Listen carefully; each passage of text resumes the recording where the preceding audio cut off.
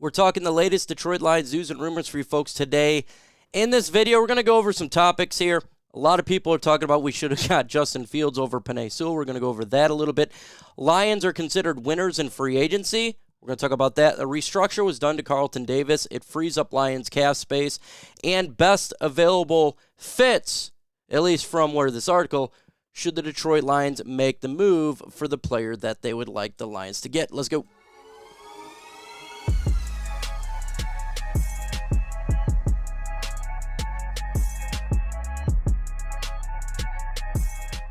You already know the deal. Hit that subscribe button. Trying to get to 10,000 subscribers. And the more subscribers we get, it does push that channel out there. So please, let's get this Lions Nation Unite thing taken care of. So the Lions getting some praise here for free agency, listed as a winner. And that is a good thing, as you would expect us to be considered a loser with the way a lot of Lions fans and maybe some commentators are acting, and I don't think that's the case. Sports Illustrated gave them winners. So speaking of the new era, the Detroit Lions are Super Bowl contenders, and they're acting like it. The Lions haven't gotten complacent after their run in the NFC title game, addressing holes in their defense. They didn't get much return last year in signing Cam Sutton, Emmanuel Mosley, and C.J. Gardner-Johnson, who left to rejoin the Philadelphia Eagles. It talks about, but the improvements weren't just in the back end of the defense. Tackle DJ Reader, edge rusher Marcus Davenport joined the front, featuring Hendon Hooker and Alim McNeill, which had improved the defense. Lions might have a case for having one of the best rosters in the National Football League. Now, you've been hearing that the Detroit Lions are terrible and what they're doing to free agents is awful and everything, the world is falling and the sky is falling. That's just not the case. It's not. If you look at it from an NFL perspective and not a Detroit Lions, you step back, there's a lot of teams that haven't done a whole lot in free agency, and the Lions already had a really good roster. Now, I think the biggest question mark for me is the Marcus Davenport thing. I don't believe he's going to be the guy who's going to set the edge opposite of Aiden Hutchinson for the majority of the period. I think that's something that they can get in the draft. They still need a hole at the guard position. They get that in the draft. But the roster overall is pretty good, is really good from even the depth-wise. And now, look, they got still some moves to make, and of course, that's what's going to occur. But they're doing solid right now. So let me know in the comment section, grade the Lions free agency period right now. Let's go. Let's talk about winners and losers from free agency period. Talking about our Detroit Lions, says Brodric Martin is a winner. Well, he's got to develop anyways for 2. I wouldn't really consider it a winner. I think we all knew he's going to be, this is a developmental thing, so he's going to be here for a couple of years. Don't expect him to get released or anything. So they have him as a winner. I would just put not really anything, in all honesty, because we all expected him to be here. So he'll develop. Hopefully he can learn a little bit from Raider and Alim McNeill and get his game production up. Aiden Hutchinson clearly is a winner, even if they got nobody at the edge position. He's a winner. Why? Because he's got 11.5 sacks. He's the only real edge rusher right now on this football team. Of course, he's going to be a winner.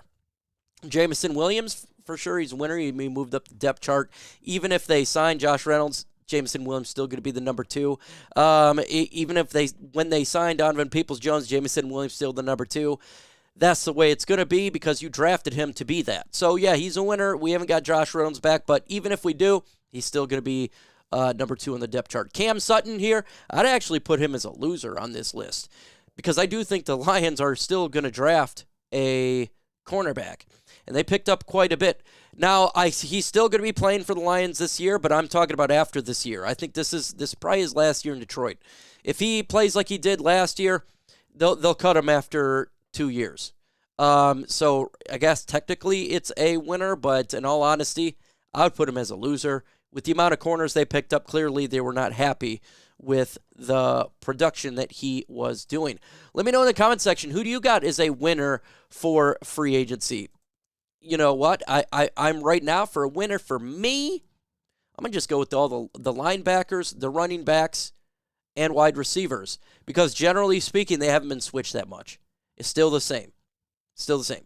Now, we did have a restructure here, $4.5 million in cap space for Carlton Davis. I did it on a personal video on my channel, and I talked about it, how it's going to free up the Lions in caps. They're at $34 million in cap space right now, and it makes it basically where you can cut them after 2 years. So it's a 3-year deal, or sorry, 3-year deal. It's a one-year deal. They can cut him after this year. They can cut him if they wanted to redo a deal, or if he plays well, they can redo a deal after next year. But it just saves the money in cap space, not that big of a loss from there. So that's a good thing, because generally speaking, when you think of restructures, you're pushing the money down the road, but there's really not much money to really push down for Carlton Davis. I think this is just a prove-it year for him. If he comes out and he plays like number one, the Lions will probably just give him a long-term deal if he plays really well. If he plays like butt cheeks, well, it's not the biggest deal in the world. It's not going to kill the Lions like a Trey Flowers contract did for years, or Halapoulivaati Vaitai did, something like that. So it's not the worst contract in the world. Let me know in the comment section right now. Do you think Carlton Davis is a number one cornerback? Why for yes and for no? Blow up the comments section. Best fits for the Detroit Lions in free agency. Bleacher Report's got one for the Detroit Lions, and that's being Stephon Gilmore. Even that we picked up all these corners in free agency. Emmanuel Mosley, Carlton Davis, Amik Robertson. They still have Stephon Gilmore as a option for the Lions.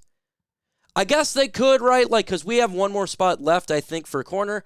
But in all honesty, I think the best option is the draft, that cornerback. We already got veteran corners. Now, look, if we have someone that's injured, they could bring him in, especially before training camp. Maybe he doesn't get signed for a little bit since he is a veteran. Maybe we want to wait for a nice option for him to be that number one corner or number two for somebody. Right now, I just don't think he's the best fit, because I would prefer to get younger now. We got a lot of veterans. We have tons of veterans, and it's always important to get younger at that position, a developmental guy. We lost Chase Lucas, San Francisco. The Lions can pick up a developmental guy, whether it be in the draft or, after the draft. But I still see the Lions getting a young cornerback. The guys that we got are not really the long-term solution, but you're not forced to take one at 29. You got a couple rounds you can wait to get a developmental guy. You can take one early, or you can wait a little bit. That's the options for the Lions. Just go BPA in the draft. You do that, we're good to go. But, he could be an option. I want to put him as the best option for the Lions. Honestly, I'm looking for a lot of developmental guys now, or just depth pieces to compete for the roster. But let me know in the comments. Maybe you want Stephon Gilmore. Do you think the Lions should get him? Should the Lions get Stephon Gilmore? Let me know in the comments below. Now, if you know, Justin Fields was traded for basically a 6th-round pick to the Steelers.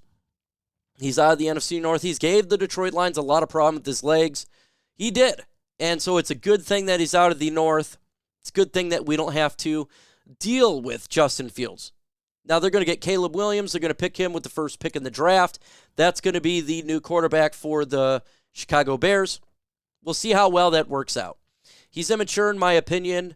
He has a lot of talent, but his leadership is lacking. It is lacking. I'm sorry. It's hard for me to look at a quarterback who cried to his mom in the stands to say that this guy has the mental capacity to be a quarterback. You got to have some real thick skin to be a quarterback in the NFL. Look what Jared Goff went through when he was traded. Look what these quarterbacks go through. They are brutal in the NFL, how the media attacks these guys. You got to have leather skin. So I don't know how it's going to work out. But I do like that there's receipts being made, because a lot of people said you should take Justin Fields over Penei Sewell. And Carlos Menorez, the guy who I love to give an example for, who has wrong takes 24/7. He may be the worst beat writer in sports. And he is always having bad takes. And this was his take when they drafted Penei Sewell. Detroit Lions will never take a leap until they get rid of Jared Goff and their Justin Fields. That really did not last that long. Terrible take by Carlos Menorez. I love the Penei Sewell pick. I thought it was something that you build a foundation around a team. And I thought he was the correct pick because you got to protect your quarterback. Carlos Manure, not so big on that one. Dane Belcock, I'm sure the Lions passing Justin Fields only after him land in the division won't prove to be a costly decision at all. Yeah, it really did. Ryan James, the Chicago Sports, the Lions passing on Justin Fields because they have Jared Goff is totally the Lions. I even think Sewell going to be a star. I've never taken an OT over franchise quarterback, though. That's Detroit. Worked out real well for you, buddy, huh? Jonathan, remember when the Lions passed on Justin Fields because they loved Goff? Oh. Lions missed last year's draft by taking Sewell over Fields. Sewell is phenomenal, but Fields is the franchise quarterback. This year, they'll pass on another Olave or Jameson Williams with their second-round pick to make same mistake. Worked out real well for you. If the Lions could have had a chance to draft a guy like Justin Fields, he'll be tormenting the Lions for years and years. Well, he tormented us for 1 year, really. Lions passed on Justin Fields to keep Jared Goff, and that's truly the most disgusting act in 2021 NFL Draft. Oh, my God, what the F the franchise doing? Justin Fields was right there. It'll always be the same old Lions. This guy's name is Goff S.S.Zen. Ay, folks. We got to trust we got to trust our GM, man. Some of these things is just as cray-cray, but we got to be able to trust our general manager, and that's just the bottom line for the Lions building a roster. In Brad Holmes, I trust, folks. In Brad Holmes, I trust. Go ahead and let me know in the comments section what you thought about those takes. I'm sure you're going to have some fun ones. With that said, folks, adios.